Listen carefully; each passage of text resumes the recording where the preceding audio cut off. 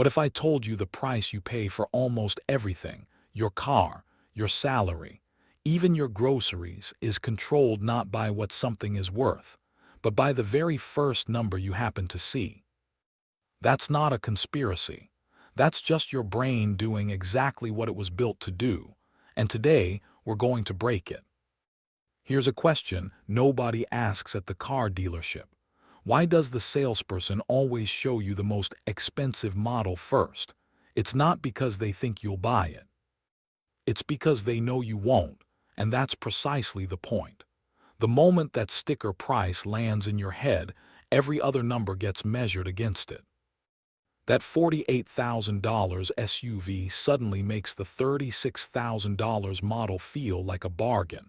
Your brain didn't do math. It did comparison. And comparison is where anchoring lives. Anchoring is a cognitive bias, a mental shortcut, a glitch, where the first piece of numerical information you encounter has a disproportionate, outsized influence on every judgment and decision that follows. In plain terms, your brain grabs the first number it sees, plants a flag, and then refuses to wander too far from that flag no matter what logic tells it to do later. This isn't a personality flaw. It's not something that only happens to people who aren't paying attention. Psychologists Daniel Kahneman and Amos Tversky identified this pattern in the 1970s, and decades of research since have confirmed the same uncomfortable truth. Experts fall for it. Experienced negotiators fall for it. People who know about anchoring, people exactly like you, watching this right now, still fall for it. The mechanism is almost embarrassingly simple. Your brain is a lazy pattern matcher.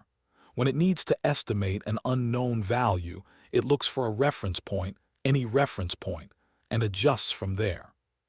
The problem is that it never adjusts far enough. It gets partway to the truth and stops, still tethered to that original number like a boat that can't quite reach the shore. The anchor holds. It almost always holds. Let's slow this down because the mechanism is weirder than most people realize. Your brain isn't just using the first number as a rough starting point. It's actually running a confirmation process that works against you, actively searching for reasons why the anchor might be correct, rather than reasons why it might be wrong. Here's a simple way to see it. Imagine someone asks you whether the population of a random city is more or less than 2 million people. Then they ask you to guess the actual population. Studies consistently show that people who were first given a high comparison number, say 5 million, guess a significantly higher population than people who were first given a low comparison number, say 200,000. The anchor literally reshapes your estimate.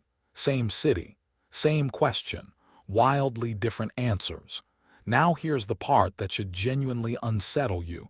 The anchor doesn't need to be relevant. It doesn't even need to be reasonable.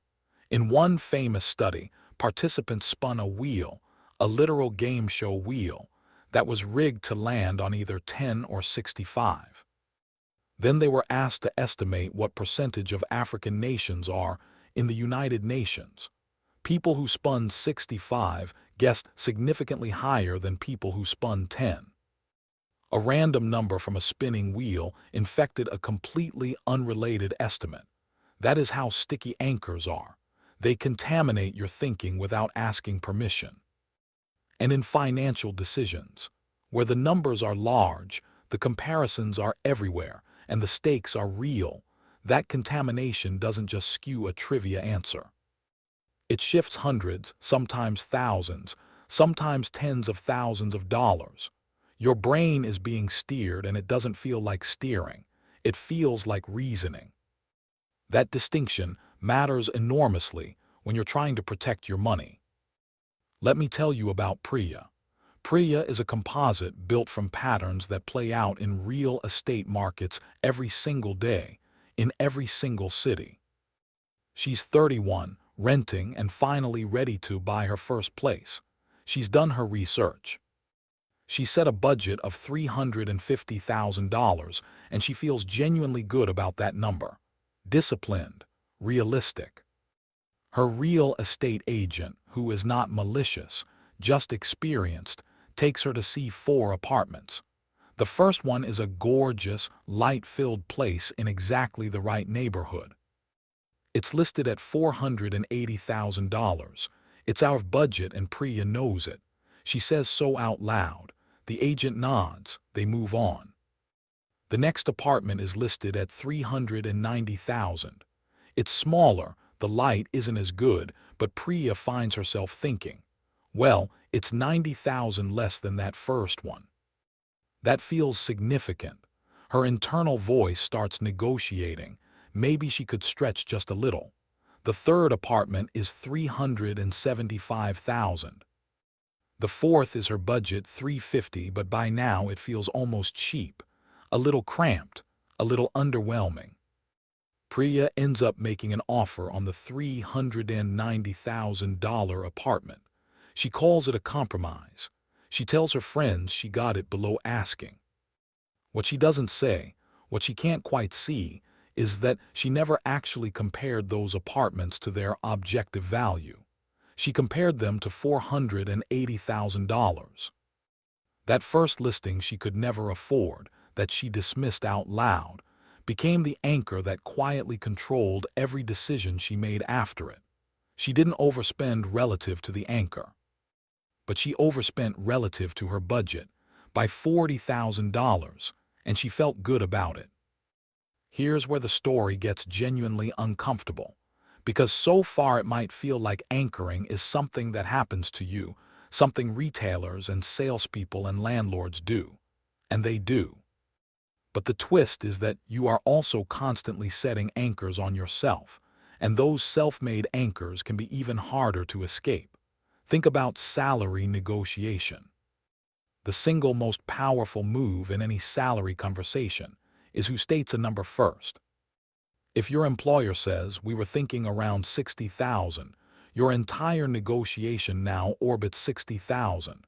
You might push to 65, maybe 68. But you are almost certainly not walking out with 85, even if the market supports it, because 60,000 is already living in both your heads. The anchor is set. Research on salary negotiation consistently shows that candidates who name their number first, and name it high, walk away with significantly better offers than those who respond to the employer's opening figure. Or think about the mental anchor you set on your own investments. If you bought a stock at $100 and it drops to 70, your brain treats $100 as the real value, the true price, and holds on, waiting to get back to even. This is anchoring fused with loss aversion, and it is one of the most expensive combinations in personal finance. The stock doesn't know what you paid. The market doesn't care. But you are anchored to your purchase, priced like it's a fact about the universe rather than a historical accident.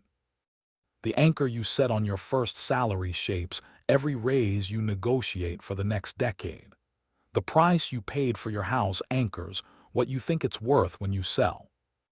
The first number you ever heard associated with retirement, some round figure someone once mentioned, might be anchoring your savings target right now, whether it's remotely accurate or not.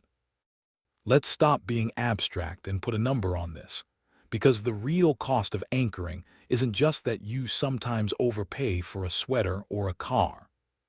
The real cost is systematic, and it compounds over time in ways that should genuinely alarm you. Consider the car purchase. The average American buys roughly 9 cars in their lifetime. Studies on automotive pricing suggest that buyers who don't counter-anchor, who simply respond to the dealer's first offer, pay anywhere from $1,000 to $3,000 more per transaction than buyers who come in with a researched counter-anchor. Over 9 cars, that's potentially $27,000, not counting what that money could have grown into if it had been invested instead. Now consider your salary. Research on lifetime earnings suggests that a $5,000 difference in your starting salary, the number your entire career's raise history, will be anchored to compounds into a difference of several $100,000 over a 40-year career. That's not dramatic math. That's just percentages applied to a baseline year after year. The anchor you accept at 22 follows you to 62, and then there's retirement. This is where anchoring gets genuinely dangerous and almost nobody talks about it. Where did that number come from? A magazine article from 15 years ago, a conversation with a parent, a rule of thumb a coworker once mentioned. That anchor shapes how much you save when you start and whether you ever stress test the assumption. If the anchor is wrong, and for most people, given inflation, healthcare costs, and longevity, the inherited anchor is significantly too low. The gap between what you saved and what you actually need is not a rounding error. It's a crisis. So what do you actually do about this? Because knowing about a bias and escaping it are two very different things, and I don't want to leave you with just the anxiety without the practical exit. Before you accept any anchor, a price, a salary offer, a savings target, force yourself to generate reasons why it might be too high or too low. Not one reason, several. This doesn't eliminate anchoring, but it measurably reduces how far it pulls you from accuracy. Your brain adjusts further from the anchor when you've actively interrogated it. The second move is to bring your own anchor, always. If you're buying a car, research transaction prices, what people actually paid, not the sticker, and walk in with that number already in your mouth. In a salary negotiation, research market rates obsessively and name your number first. In a real estate offer, anchor to comparable sales, not to the listing price. The goal is to replace their anchor with yours before their number has time to plant its flag. The third move, and this one is specifically about the anchors you've set on yourself, is to schedule a deliberate assumption audit. Write down the big financial numbers you've been operating from. Your retirement target, your sense of what a good salary looks like, your idea of a normal amount to spend on housing. Then ask, seriously and in writing, where did these numbers come from? When did I last check them against reality? Are they anchored to something that made sense 10 years ago but doesn't anymore? Here's the uncomfortable truth about your money brain. It is not looking for the right number. It is looking for a reference point. Your only job is to make sure that reference point is one you chose deliberately, based on real information, rather than the first number someone else happened to put in front of you. Anchoring doesn't just cost you at the car lot or the negotiating table. It quietly shapes the biggest financial number of your life, whether you'll have enough to stop working. Your money brain doesn't switch off when it comes to retirement. That's exactly where these biases cost the most. I built a free tool that shows you the real math, no spreadsheet required. It's called Granary, links in the description.